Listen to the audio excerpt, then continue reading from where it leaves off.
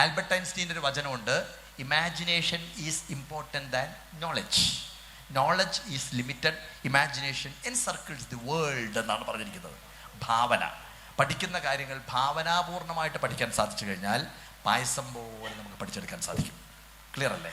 അങ്ങനെ വരുന്ന സമയത്ത് ഒരു തവണ വായിക്കുന്നത് ഒരു തവണ വായിച്ചാൽ മതി.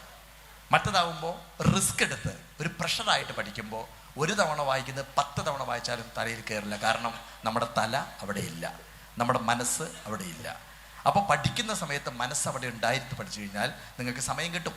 ഓക്കെ, ആ സമയം കിട്ടുമ്പോൾ അതിനെ സാമൂഹ്യ സേവനത്തിന് വേണ്ടി ഉപയോഗിച്ചു കഴിഞ്ഞാൽ നിങ്ങൾക്ക് സംതൃപ്തി ഉണ്ടാവും. മനസ്സിലായോ? പരീക്ഷയ്ക്ക് മാർക്ക് വാങ്ങിയതിനേക്കാൾ കൂടുതൽ സംതൃപ്തി ഉണ്ടാവും ഒരു വേദന അനുഭവിക്കുന്ന ഒരാളോടൊപ്പം നിൽക്കാൻ സാധിച്ചു കഴിഞ്ഞാൽ. അപ്പോൾ രണ്ടും കൂടി ചേർത്ത് കൊണ്ടുപോകണം എന്നാണ് എനിക്ക് പറയാനുള്ളത്.